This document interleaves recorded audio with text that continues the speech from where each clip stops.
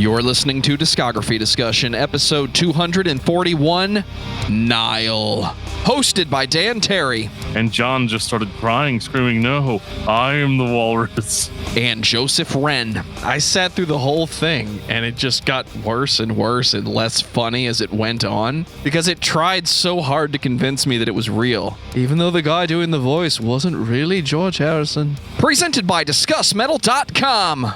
And if you line your sarcophagus with hundreds of dollars worth of RGB lighting, then you are ready for this episode of Discography Discussion. I am Joe. That is Dan. Somebody really wanted to listen to Egyptian metal this week. And I don't mean Egyptian metal like the band is from Egypt and they're trying to put their take on what metal is overall. This band really wants to sail down the River Nile and shred for days. I think it's interesting because whenever I studied Egyptian mythology in early college, I was really into it, but I never found it to be necessarily brutal. I mean, it's cool. Mythology's cool. Like Greek mythology's cool and all that stuff. I mean, it's neat. The gods are cool. They go to war with mankind. Sometimes they love mankind. Sometimes they don't love mankind. The Egyptian gods just seemed so ancient and out of touch, and it was like a lot of weird animal gods and stuff. And I never found it to be outrageously brutal until I heard Nile, who decided to tell me that, no, this is actually the most brutal mythology that you could ever be a part of. And we're going to tell you why. I remember this being the original case of Discuss Metal Dan specials. You'd pull this out of your back pocket when someone would come in the room and say, "I found the heaviest band ever." Is it heavier than Nile? Is it heavier in concept than Nile? I don't think so. And then you would spend days talking about Zao because that's what you always went back to. But Nile was one of those bands. It's not quite grind. It's techie death metal more than it's grind. It's more, I don't know, and their early catalog is obviously more, I would say just more like straight ahead death metal. But as they go forward in their career, they start adding ridiculous, impossible time signatures. There's even a point where the singer says in the liner notes that they wrote a song a specific way just to piss off their drummer. You know, so like it is one of those, it's one of those bands where they're like, well, we can, and they never stop to ask if they should, but I'm kind of okay with it. Nile's one of my favorite death metal bands, so I'm going to be very defensive of any criticism of them tonight. But I will admit, even right off the top, that Nile's a band that you don't necessarily have to own every record by. But if you're a fan of like Egyptian mythology and like a little bit of Lovecraft in there, just to kind of spice things up a little bit, yes, then you do need to have every Nile album, because in almost every single album they have like very extensive liner notes explaining the mythology behind the lyrics. I think that's really cool, and I was actually a little disappointed on the albums that did not have that, because you know how much I love lyrics, and if I didn't have those explanations or the context to understand what they were talking about, I would think the lyrics to be mostly meaningless. Well, before Dan picks up the chainsaw and screams his call to destruction, I'm going to take this time to say thank you to everyone for listening to the podcast. Thank you for listening and for subscribing. If you are not a subscriber, then you can find everything Discography Discussion at discussmetal.com. We are on Spotify, Apple and Google Podcasts, TuneIn Radio, Stitcher, iHeartRadio. So if you have an Amazon Echo or a Google Home, you have no excuse. Ask it to play the latest episode of the Discography Discussion podcast, and it will. We're also on Facebook and on Twitter at Discuss Metal. Be sure to like, favorite, and subscribe. It really helps us out. It lets us know you're listening, and now Dan is going to tell us all about 5-star reviews. Well, we love 5-star reviews here on Discography Discussion. We love them so much that we read them on the show for you guys. And I've got one to read for you guys tonight. This comes from the Sheriff of Rottingham. And it says, "Excellent show. Awesome to hear them talk." And by them, he means us. Awesome to hear them talk about your favorite band/albums. A great way to discover bands you've never heard of or haven't checked out yet. They absolutely reignited my love for bands like Candiria, Godflesh, Ministry, and Today is the Day. They're responsible for getting me into bands like Swallow the Sun, Paradise Lost, and November's Doom. Highly recommended. I actually really love that we got him into Paradise Lost because we've never done a Paradise Lost episode. But I know I've dropped the name a whole bunch of times. So, you know, I think most recently in the Bloodbath episode. We might be getting closer and closer to you getting your wish. I mean, it's Paradise Lost, right? I mean, if my wish is Paradise Lost, then, you know, it'll be Paradise Found. That's right. I said that. I'm a dad, guys. Every now and again, a joke like that, it's an involuntary reflex for me. I'm just going to have to make that joke. But I also want to take a second out to shout out some people that are very special to me and to Joe as well. And that is our wonderful Patreon subscribers, some of which may or may not actually be with us here tonight. See, here's something that you may not know about the Patreon. If you're a Patreon subscriber, sometimes we stream these episodes live, and we will give you the opportunity to participate in the episode. So, you know, we get a lot of emails sometimes of saying, hey, you guys forgot to talk about this, or you guys didn't mention this, or you forgot to talk about that. You know what? If you're a Patreon subscriber, you can jump in the chat and absolutely drop that hard knowledge right on us while we're doing the episode. And not only will we read that information as if we knew it already, but we'll actually also credit you for letting us know. Way to have journalistic integrity there, dude. I mean, it is what it is. I don't care. These guys pay our bills, so I appreciate every last one of them. And who are they? Well, this is who they are. We've got Lost Fiction, Kyle Driver. We've got Timu. I'm not going to try to say your last name. I'm sorry, but I love you and appreciate you. Dangerous Dave, Ryan Rowe, Richard Renz, Big T, Brandon Miranda, Ken Zapla, Tantalized Fungans, best name ever, Jeremy Prince, Josh Moser, David Brown, Samuel Woodward, Brian Dean. And I know for a fact that's not even that guy's real name. It's me, Rave, Lance Allagood, the King of Metal, Alexander, Patrick Asplund, and Jeffrey De Los Santos. The actual Mac. Thank you guys so much for being our Patreon subscribers. We love you. And, you know, we're going to keep trying to do cool stuff for you as time goes on. We're always thinking of new ideas of like, hey, it'd be really cool if we let the patrons do this. So, you know, at some point, you know, you guys are going to have like your own podcast that you guys do. And then we watch it and then we commentate on it. That's how much power we're giving to the patrons. I probably should make promises I can't keep, but it's fine. Set goals. That's what they call it, right? Absolutely. Whatever you want. It's if you're helping pay for it, it's that much percentage of your show as well. I want to take a second to shout out a video that you recently posted on the Discuss Metal Dan YouTube channel. Was that your 5 favorite Swedish death metal bands of all time? It is the top, not 4, not 3, but 5 death metal or Swedish death metal albums of all time. And as I stated in the video, it's all time for me. It doesn't have to be all time for you. But it is absolutely my favorite. I know some of the feedback I've gotten on that video so far has been mostly good. Some people did not agree with my number 5 pick. And if you're not sure what my number 5 pick was, just go check the video out. We'll leave a link in the show notes for you guys to check it out. And yeah, it's a lot of fun. And if you guys like those kind of videos, let me know. I can pick 5 of anything and make a video on it. So, you know, if we run out of metal bands, it'll be like my top 5 potato peelers or whatever it is. If you guys are into potato peelers. Joe, do you like potato peelers? They're an essential kitchen tool, and they work great for carrots too. Absolutely. I guess you guys aren't here to hear us talk about potato peelers, huh? So Dan, tell me about Nile. Joe, so OMG. Nile is a death metal band. They're from Greenville, South Carolina. They formed in 1993 as kind of more of like a death thrash sort of band, which is kind of appropriate for then. It's actually interesting how brutal Nile ends up being whenever they started with the more thrash sort of sound. And for all you people that have a problem with me never mentioning the band's, you know, non-studio albums, you know, they did absolutely release an album, or not an album, but a demo in 1995 called Festivals of Atonement.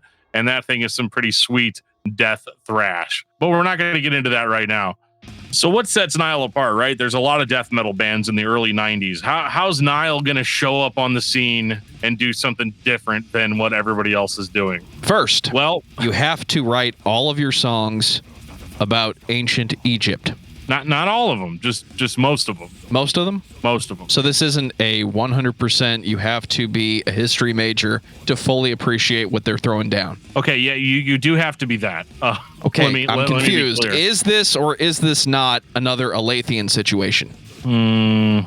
I would say that it is an Alathian situation, in the sense that you kind of have to like really spend some time getting the context to make these songs more brutal. But luckily, our best friend in the entire world, Carl Sanders, he's going to give us all of that context that we need in the liner notes of each album, because he's just that nice of a guy. And I think he really, really loves studying ancient civilizations, and also throwing a lot of humor into it, as we will certainly get to with a very particular album title later on. But I do think that Nile was interesting because, number one, I don't know what tuning they're using. I don't know if you can help me with that, Joe. I'm not a guitar head at all, but these guys are one of the most down-tuned bands I've heard, yet they don't sound like total mud. They actually have very good production value for this type of music. And the guitars and drums punch really, really, really, really hard. And then you've got those just completely inhuman vocals over the top of it. I might be wrong,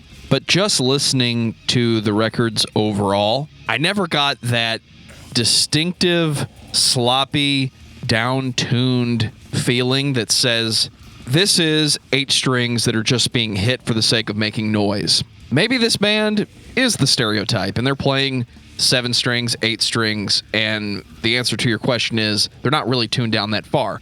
But the vibe I get is the late 90s, early 2000s virtuoso who is not focusing on how many strings they have, but how low can they tune and how effectively can they play those sweeping pick pieces. So without doing any research, it doesn't sound to me like a band who is adding strings to be heavy. It just sounds like a band that's tuned down. They're probably in B or A at the lowest. But some of the earliest records have that we're in drop C guys kind of feel.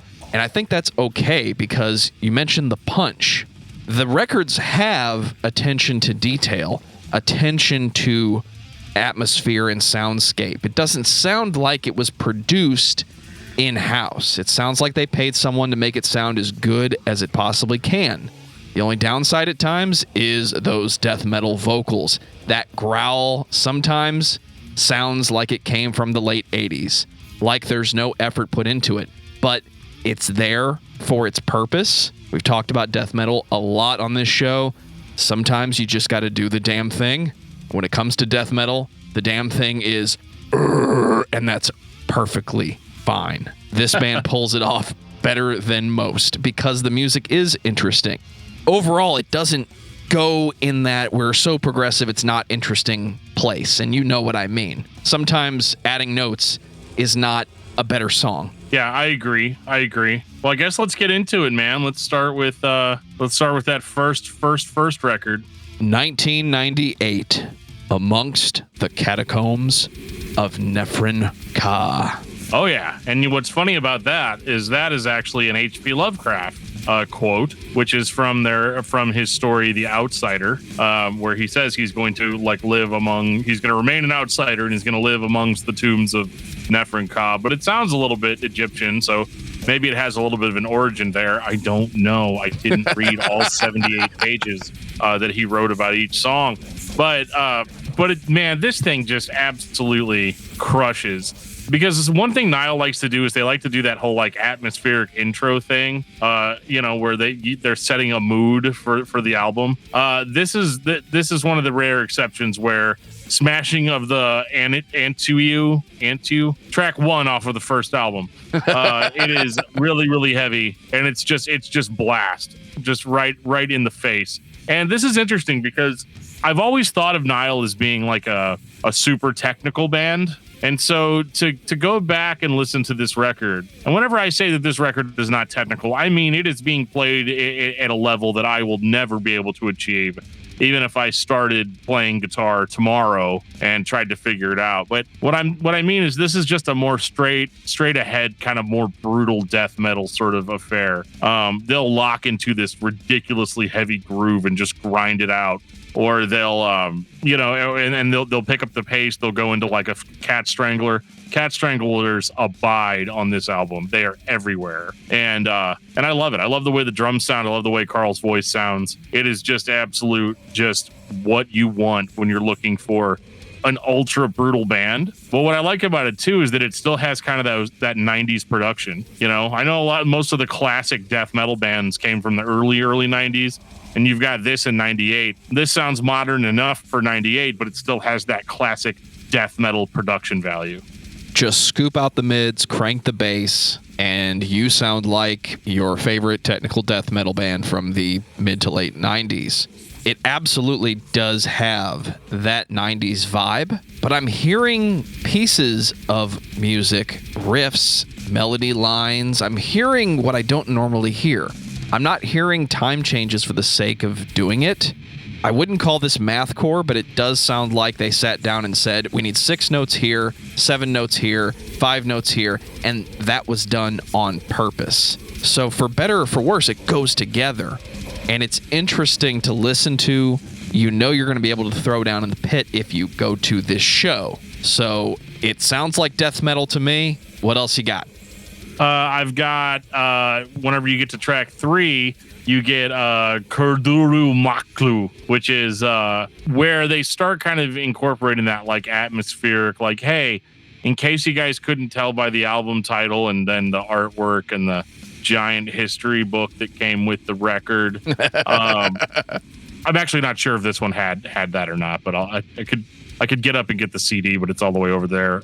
So it's just kind of one of those deals. But this is where they start playing kind of the more like Egyptian themed music. Their melodies seem to, if you can call them melodies, they seem to kind of go in more of that direction as far as and having like these like deep, almost like tribal, ancient sounding drums.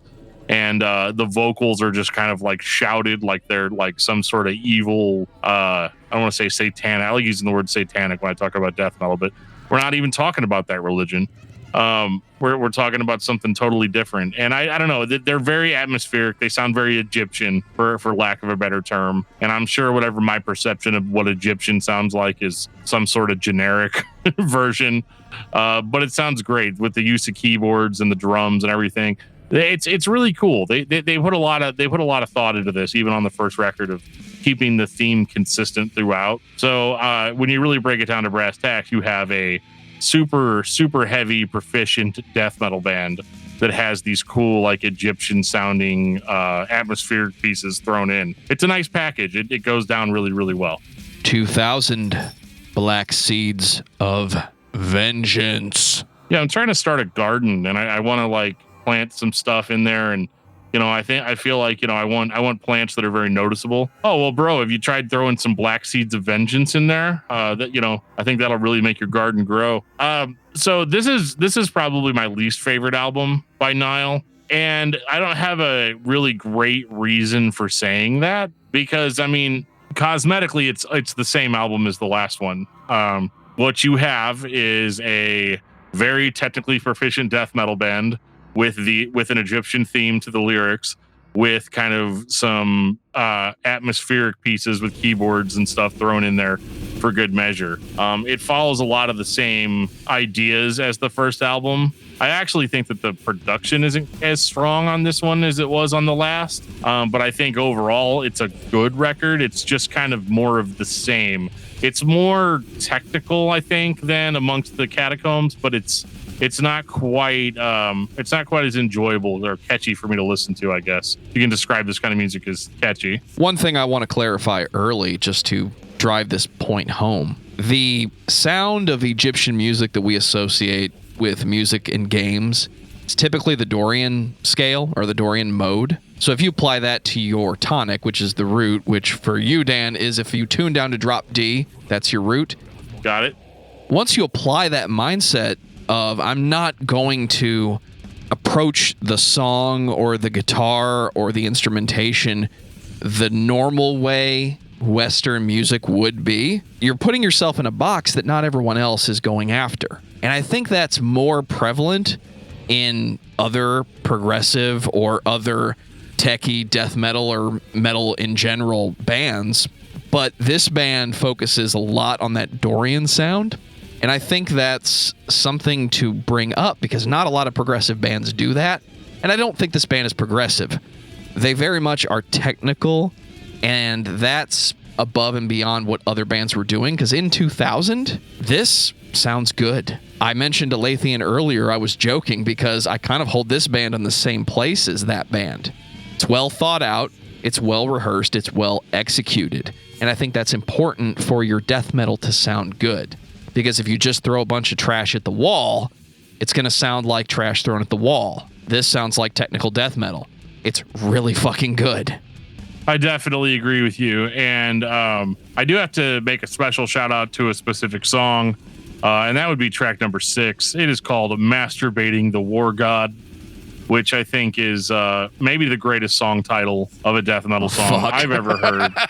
It's got to win some kind of award on the show. I know we don't hand awards out on the show, but best song title, 100% Masturbating the War God. It is my number one. Maybe I'll do a video on that. My top 5 favorite death metal song titles. I don't even know what to say to that. I'm not even sure it made it in the show once, much less twice.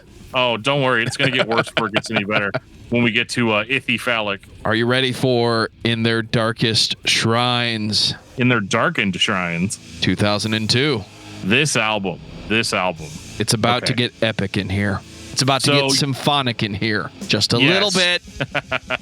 So, normally I don't really like keyboards in my death metal. You're wrong. It's okay. It's okay this time, for sure. This is cool because the last 2 records, I think they were trying to be epic. They were trying to be over the top. Like Joe said, they weren't trying to be progressive necessarily, but the theme to their band, and I probably would call it a gimmick if I liked the band less. But I like the theme of their band is driven home to the point of almost annoyance at times, but their dedication to the craft itself is very endearing. So what they've done here is they've actually gone for the epic songs. Instead of just trying to be the most brutal band in the entire world, which, don't get me wrong, they still are. They go for some pretty epic songs on here that start in like more atmospheric sort of what's the word I'm looking for? I want to say atmosphere because that would be stupid. But we've got like multi part songs. Like the last few songs on the album are all part of a giant story called In Their Darkened Shrines.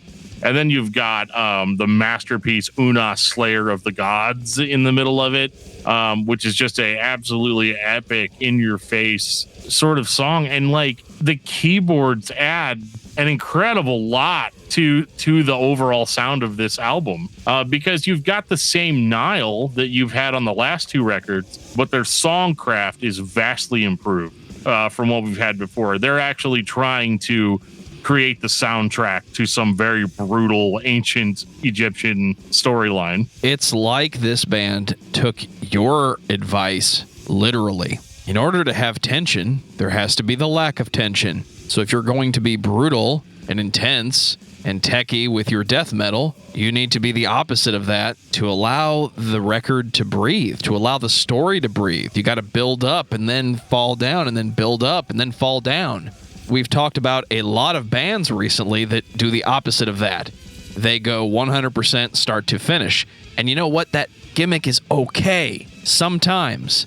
And I say gimmick because that's what it is some of the time. But Nile had this idea to be techie, but also to drive this story home that was really driven by those old historic ideas and stories and history. I said historic earlier. I know what I said.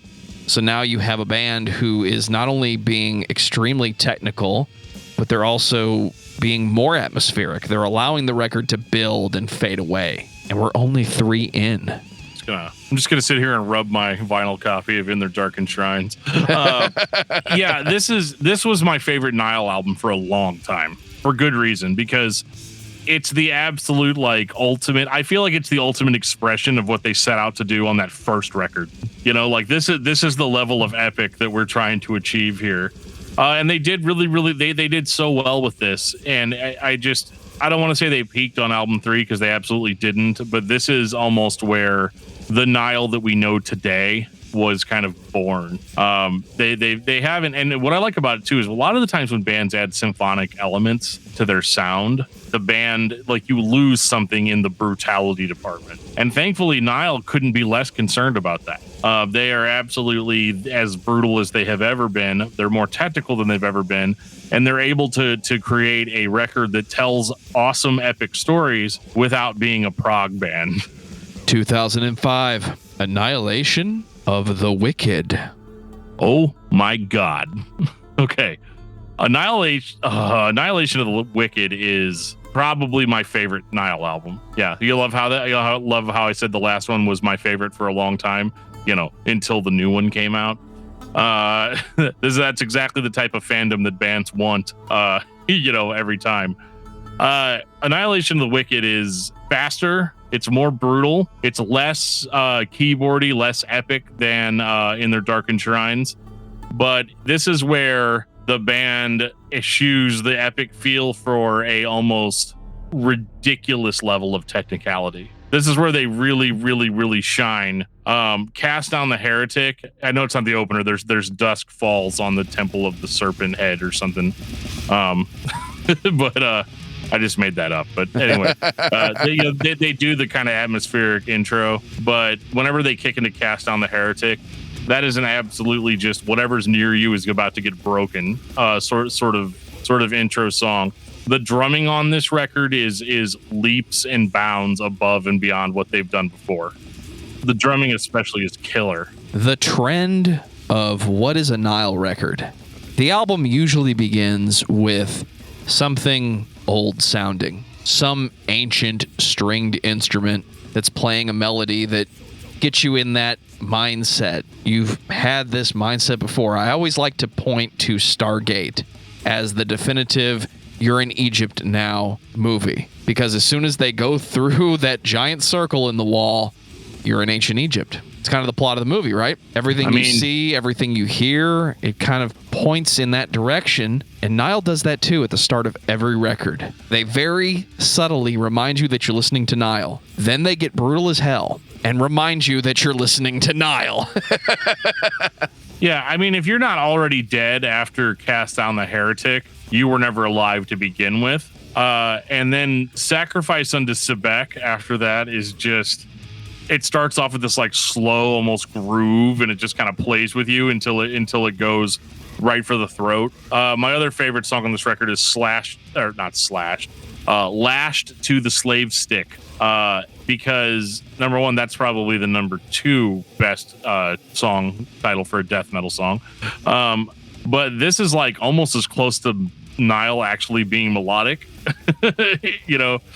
You have a very perfect... I'm glad you brought up kind of the tension and release thing earlier, because that's all the intro to the song is. I will start Lash to the Slave Stick over 4 or 5 times just to hear that intro. It's one of my favorite Nile moments of all time. I don't know. I love everything that they did on this record. Like, and it's funny because like we usually will start criticizing a band for having a lack of innovation, but Nile is doing such a good job here of just building upon their past success, and it's kind of cool seeing them get better and better with each release. We've definitely criticized bands for doing the same thing when it doesn't work. I think Nile is one of the examples where it works so well that every record is an improvement on the previous. It's still techie, it's still death metal, they're still blasting, there's still so much double bass. Remember that time in the mid-2000s when brutal death metal vocals, the old school kind of fell off, but then snuck back in because people got better microphones or just figured out how to stand in front of the microphone and do the thing? and you get this big, booming, baritone bass sounding death growl that doesn't sound like the early 90s when everyone just grabbed the mic and went, ugh. It turned into this explosion of lead vocals that you can understand for the most part. And I think Nile is one of the best examples. If you're looking at the band and saying, how are you improving? How are you changing? How are you moving forward? They really don't change. They're giving you more, or they're building a better picture. And every aspect of the band is being executed even better than the last record. Even the vocalist, who is doing old school death metal vocals, just sounds better as we move forward up to this point. I agree with all that. I think that they just absolutely, it's really nice to see a band that sat down and came up with a concept on paper and then perfectly executed it. You don't see that too often. Sometimes you're limited by like who you're playing with or other people's ideals or whatever. What I like about Nile is that they always accomplish what the original goal was on every single record. And as we move on, that couldn't be any more true. 2007, Ithyphalic. All right, so let's get this out of the way right now. If you saw the keyword in there, the base word, phallic, ithyphalic, whenever you it's from ancient Greek, and it roughly translates to erect phallus or erect penis. So there's a thing that you know now. I have a question. Yes. This album cover, it's got a bit of a monument thing going on. It does. Is that on purpose? I think it is. I think if you're going to name your album Erect Phallus, I think that if you have a monument on the front that's sticking up, kind of like that, straight up with like at the top with like a couple of like juttings out at the bottom of it. It's a penis. So, but don't let that hold you back, because it certainly didn't with me. I think that the title of the album absolutely describes how I feel when I'm listening to this album. What I like about this record is I think this is one of their musically strongest records at the beginning of kind of the later part of their career. This is before the monotony kind of started to set in for me, and I was still all about it, because on this one they actually play around with their song structures a lot more on this record. Their patterns are not quite as predictable, and they've also kind of scaled back a little bit on the brutality of the last record and gone more into that in their darkened shrines sort of territory. So you've got the keyboards are a more central instrument this time around, and but I mean beyond that, if you liked the other albums, you're gonna love what this album's called. Keeping in mind that these records came out years apart, this week was a bit of a disservice for this album. I'm listening to the band, the quality's going up, the sound is going up, everything is going up. Then Ithyphalic happens, and it's like we backed off just a little bit. And here we are again, it's 2007. I could say that thing about everyone changed their mind about what a record was supposed to sound like because MP3s were a thing. This one just sounds a little bit more dry. Might have been on purpose. Might have been the need or choice to go back to the older sound and not be so symphonic. But then those keyboards kick in, and it's just as symphonic. So I don't know why this record doesn't have the same quality of death metal, but I don't hate the record either. It's still Nile, and I could see a super fan being excited to get that older sound. You're not listening to the really well-produced band. You're listening to the band that has been well-produced, challenge themselves to be old school. And it's just that much old school. I think you're still in at this point. Oh, I'm still in at this point. And, Nile may just have my favorite song titles of all time. I'm going to throw another one out for you. I'm not going to do this on every album. This might be the last time. But I feel like I need to point out track number 4, Papyrus containing the spell to preserve its possessor against attack from he who is in the water. You guys are trying too hard. Are they? It just sounds to me like you just... I don't know if that's trying hard. I think that's just like taking a whole passage and saying, yep, that's the song title. It's not even like, I don't know. There's 2 versions of it on at least on the CD that I have. There's the instrumental version, and then there's the just the regular version. And I actually prefer the instrumental version because like I like throwing that on whenever I'm like cleaning my house, and it makes me just want to throw everything away, which is perfect. I guess hopefully I don't throw away the papyrus containing the spell, and all that. But Ithyphallic is a great record, and I think that it's probably, in my opinion, I know this is gonna like probably piss a bunch of people off, but welcome to this show. Yeah, I think this is the last truly great Nile album, and as we go forward, I don't necessarily think that things change, but they kind of don't change in kind of a bad way. 2009, Those Whom the Gods Detest. I mean, that's us, right? Okay. That's us, isn't it? Okay. This record is weird to me, not because it's bad. They try a whole lot of different things. I don't know. To me, the production doesn't sound quite as deep. It doesn't sound quite as dark as what we'd had in the past. And the music itself doesn't hit like brutal death metal usually is going to hit. And I don't know, this is a hard one for me because obviously it's a great Nile record, right? I mean, it's absolutely full of really, really, really fast riffs, crazy solos, super fast. But for whatever reason, the really hard to put my finger on. I didn't jive with these songs, man. They just didn't hit me quite like they did before. And I think part of that could just be the exhaustion of it. This is kind of a trending thing on the show where if a band puts out 8 great records in a row, it doesn't matter how great they are. Eventually I'm going to fall off if things aren't quite different enough, from what we heard before. But I do think that like guitar wise, this one just seems a little bit lighter than what we'd had before. And I know it's 100% a production thing. I'm sure these songs absolutely slay live, but this is probably the thinnest sounding Nile album. Guitars are a little muddy on this one for me. There's a point in production where if you take out the wrong thing, you can't hear the notes.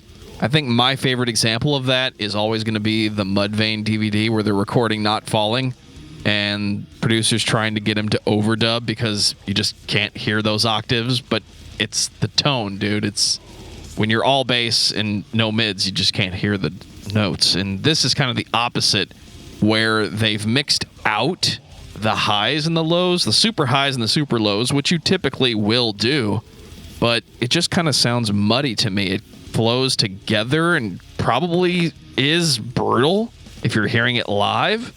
I think the idea is there, but cosmetically, it sounds like they were giving more attention to the vocals and the drums on this one. There's some weird patterns and weird percussive decisions that just sound like, hey guys, let's try something on this song instead of we thought it through, we wrote it down, and this is the best sounding riff for this song or the best sounding beat for this song. I know I'm talking about beats on a death metal band. It's all about the blast. This one is just weird to me, and maybe that's the point. But when you're listening to these records in rapid succession throughout the week, this is the part where you start to step away and say, I've got the point, guys. I've got it. Keep doing the thing or stop. And that's unfair, because when this album came out, it was probably brutal enough and it sounded fine. I think it did too, and it is worth noting too that the vocal delivery is very much switched up here. We've got more of like that thrash yell. He's kind of yelling. He still does the deep Egyptian death metal thing, sure, but he also does a lot of like just shouting. I don't know if this was easier on his voice or if he was just trying to change it up because he knew that years later, a couple a-holes on the internet were going to be like, I just feel like it all, sounds the same and it's starting to drag, So maybe he was trying to future-proof it or just wanted to do something different. And I actually kind of like the vocal delivery. I like the vocal change. But at the same time, when I'm listening to a Nile record, it absolutely has to annihilate the wicked, for me. And this one just didn't quite hit the mark for me. And I'm sure somebody out there is going to be like, well, it's more technical, it's more progressive than anything else they've ever done before. And while that may be true, just because it's from a technical perspective better doesn't necessarily mean that I'm going to enjoy listening to the sonking at you, Dream Theater. And yeah, so I mean, Nile is endlessly interesting to me. 2012, At the Gates of Sithu. Oh boy. You ever wonder like what happened to that really awesome production value that Nile used to have? Well, I didn't want to talk about it because I didn't want it to be something that they used to have. I want it to be the present choice that the band goes to on every record, and it sounds beefy and brutal and interesting all the time. Yeah, the production really holds this one back. I guess I'm trying not to beat around the bush too much on it. This sounds like, because when I first heard this, I thought that like, are these a bunch of like older Nile songs that they're re-recorded, or are they like taken from? Because like to me, this doesn't sound anywhere close to as brutal as even the first album. Like I mean, musically, it's all very technically sound. It's very Nile.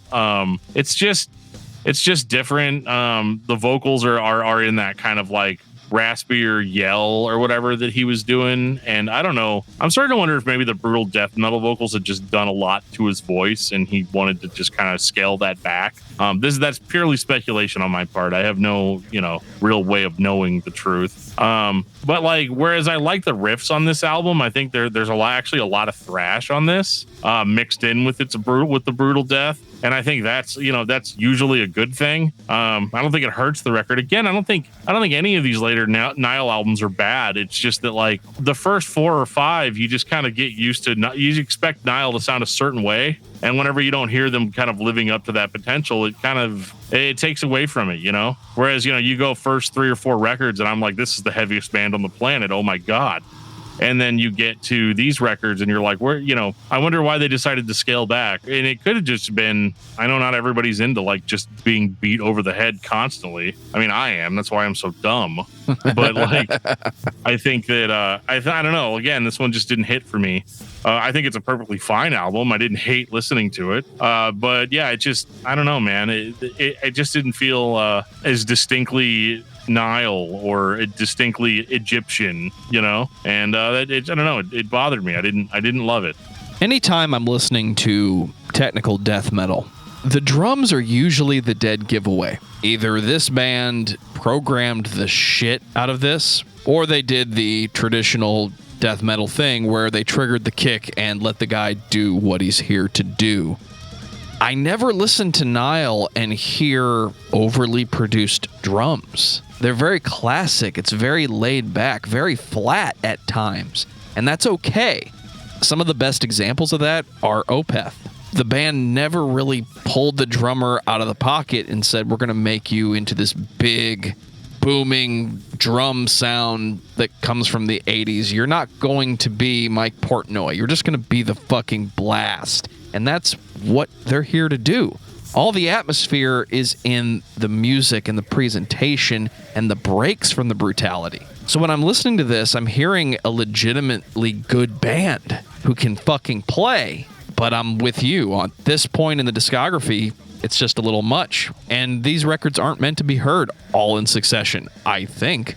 No, I don't think so either. That is, again, the dissonance between what we do every week versus listening to albums as they come out. And I did listen to most of these as they came out. I mean, I've got a little bit of that perspective, but my opinion hasn't changed much from whether I listened to everything in a week versus listen to them, as they were released. And I don't know. It was just kind of an underwhelming record. And please understand, this is not another Malevolent Creation situation where these albums sound like these sound like $1 million highly produced albums compared to the garbage that was that band's trajectory.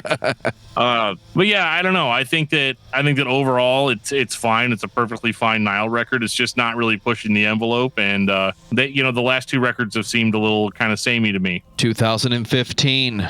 What should not be unearthed? All right, Joe, whatever you do not unearth that thing. That thing that shouldn't be. Yeah, just don't do that. Don't do it. If you guys are watching the video, that's you'll get the joke. But yeah. So what should not be unearthed to me is something of a return to form for the band. They don't have as good a production as they once did, and maybe like we're wrong. Maybe we just Joe and I could be accused of just liking the way 90s production sounded overall, but again, this just sounds a little too clean. It's a little bit too modern, but musically, it's a little bit more of a return to what Nile does best with these kind of deeper riffs. But I don't think that they're necessarily fully back into form, but they're trying to. They're trying to go back to doing what Nile does best, which is blast, throw some Egyptian themes in there, throw some cool melodies in there. And by melodies, I mean like just terrifying, horrifying sounds. And the vocals are starting to deepen again. We're starting to get a little bit less flat sounding. First time I listened to this record was this week, and it was a return to form. But what stood out to me was how much dynamic range this record seems to have. I don't have the vinyl, don't have the CD, I'm using streaming services, but I was still able to crank this up. And it benefited from that in a way that most of the modern metal bands can't, because they've been mixed too loud. That war has been over for a while, but it's still challenging at times. And here you have Nile, a band that's been playing technical death metal since the 90s. It's 2015, and they're giving you the best old school sounding record they've had up until this point. It's not the best record, but we're roughly 20 years the band has been around at this point, and you're getting a record that could fit right in and be album number 2 or 3, and you'd be fine with it. So the return to form, very much welcome for me. Yeah, I was into it. And whenever I heard this when it first came out, I was like, oh yeah, man, Nile's back. This is it. But that record has more or less kind of been overshadowed for me because of the 2019 release. 2019, Vile Nilotic Rites. Now, this is what I'm talking about. Ladies and gentlemen, Nile is back. I'm not necessarily saying they went anywhere, but this is so much more in line with their older material that all the beef is back. I guess is what I'm trying to say. That there's a lot of beef in these riffs that seem to be missing. And I don't know. I really I like this album because it's not just them trying to do Annihilation of the Wicked again, and it's not Ithyphallic again. They experiment a little bit with the sound in a way that I feel like they haven't as much in recent albums, and so there's a lot of like kind of pace changes that take place throughout these songs. My favorite track on this record is That Which Is Forbidden.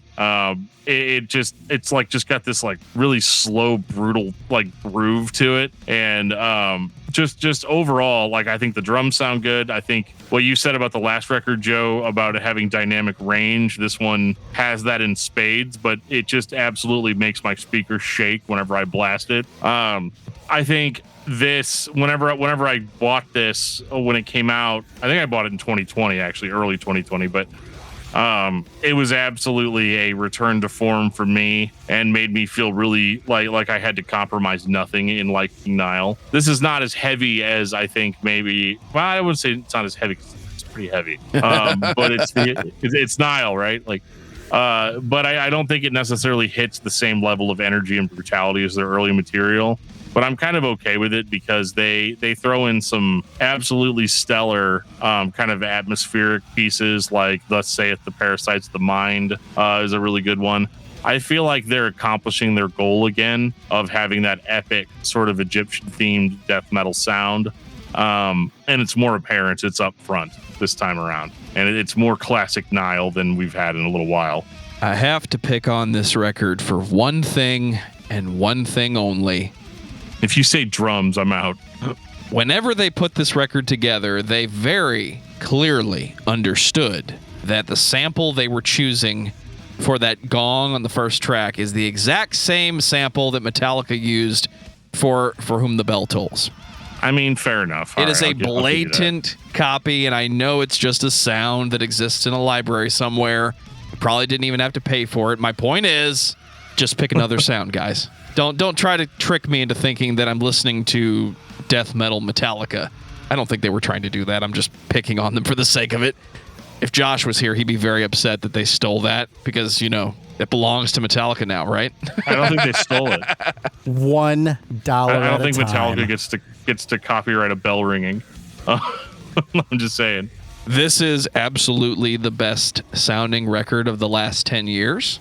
I think if you're listening to this band in 2019 and you hear this, you're excited that it's been 20 years and they're still doing the damn thing. Yeah, they made a couple choices along the way, but that might have just been, let's try to be old school, or let's back off on the brutality and give ourselves conceptually more space to be atmospheric, and then we can bring back that produced sound that everybody loved so much. I think the songs are the most interesting on this record because they've built this technical death metal sound for the past 20 years.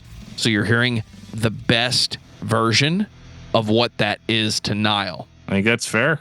I don't have anything to add to it. We're so used to arguing with each other, but like sometimes when a band is just good, there's not a whole lot to say. Like we tried our best to like nitpick the band as much as we could on this episode, but like even the albums that we said weren't, you know, super amazing, it's only because like it's a 9 out of 10 compared to a record that's an 11, right? Like, and I feel like that, you know, our nitpicks were just that. I mean, Nile is just really, really, really good at doing what Nile does. Final thoughts on Nile, Dan? Yeah, I mean, yeah, like I just said, this band is just a good band. Like if you're looking for something to nitpick or something you don't like, as long as you're on board with what Nile is doing, you're going to enjoy pretty much all of these records to a certain degree. You might like some more than others because that's just the way things are. Certain records will stick with you better than other ones will. But Nile overall has created an amazing body of work that I think will stand the test of time. And if you're new to death metal or you're new to technical death metal, Nile's a great place to start because if you like what they're doing, there's a whole bunch of other bands out there that are doing similar things. Maybe not with the Egyptian theme, but they're doing similar things. And so I'm going to say that they are a great gateway into technical death metal without calling them a gateway band because you still have to like, you know, be able to handle, you know, this kind of music. But yeah, Nile is, I could go on and on about Nile, and I'll just say this. If you haven't checked them out, check them out. They offer an experience that nobody else really offers, and they're some of the most technically proficient players. I know a lot of different people have been in the band over the years, and we didn't go over the lineup changes and all of that because it was very numerous. But I would say for a band that's had as many lineup changes as Nile has had, they are amazingly consistent throughout. I think Nile is one of the most interesting technical death metal bands that you can listen to.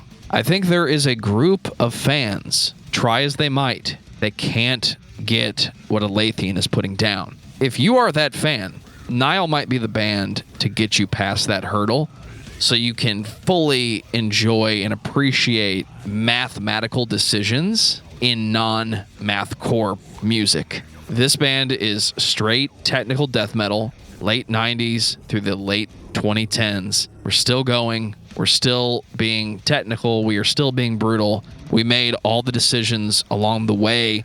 We built, we released. Everything's fine now. I don't think there's a better band you could be listening to if you've never really listened to technical death metal. And I think they're one of the best bands you should be listening to if you've never listened to this band. So listen to Nile. Dan, what's your album of the week? Oh, man. My album of the week, definitely going to have to be Focused by Cynic. Oh, my God. What a great record. For me, it's Nuclear Nanosecond by Tyrant of Death. Love it. You're really taking those streaming service recommendations seriously. Absolutely. You're like, well, how am I going to know if I don't listen to it? I picked up the entire discography during Industrial December a couple years ago, and it's one of my favorite records to pull out of the collection when what you need is the Doom 2016 soundtrack. And then after that, you need the Doom Eternal soundtrack, but we never got that. So then I pull out Tyrant of Death because there's your brutal industrial metal, and there's so many albums. Love it. Take us out, DFT. If you like this podcast and you would like to reach out to us to give us band suggestions or just feedback on the episodes in general, there's so many different ways you can do that. You can reach out to us on Facebook at facebook.com/discography discussion. You can send us a tweet at discussmetal. You can find us on Instagram also at discussmetal, or you can send us an email at danandjoeshow@gmail.com. If you would like to get a Discography Discussion t-shirt, there will be a link in the show notes that'll take you to our Teespring store. There's more than just shirts on there. There's all kinds of neat stuff. Definitely go check that out if you want to support the podcast.